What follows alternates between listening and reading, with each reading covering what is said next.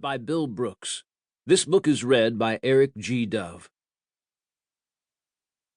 I want to see men with rough voices here, those who tame horses and train rivers, men whose bones ring out, who sing, with mouths full of sun and flint.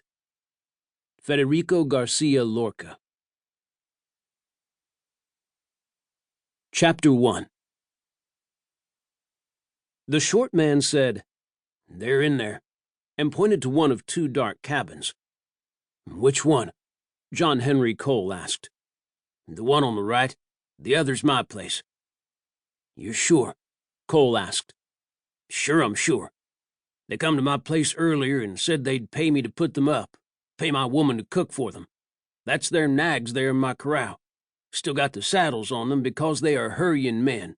Come in looking all rough and dirty, like they'd been running from something for a long time." Half a dozen saddle horses stood inside the corral.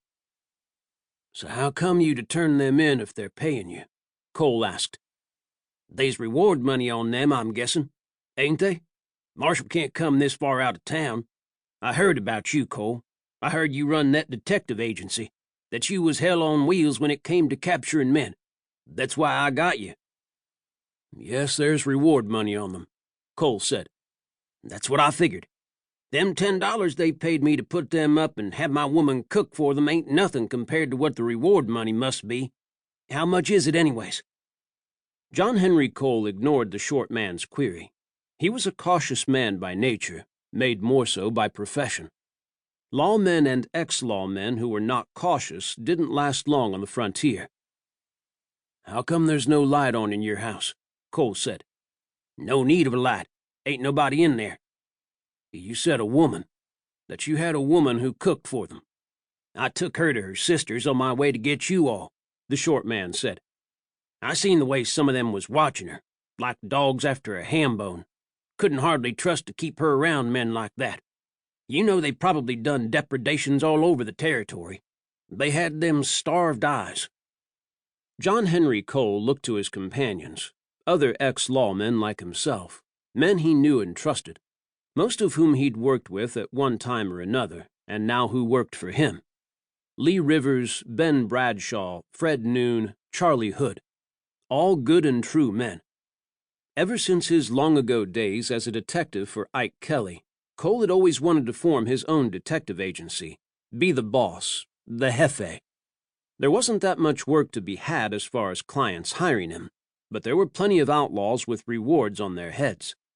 He hoped to set aside a nice stake for his old age, if he lived to old age, and settle on that piece of land he'd bought himself a full 2-day ride from Red Pony, across the border in southeastern Colorado.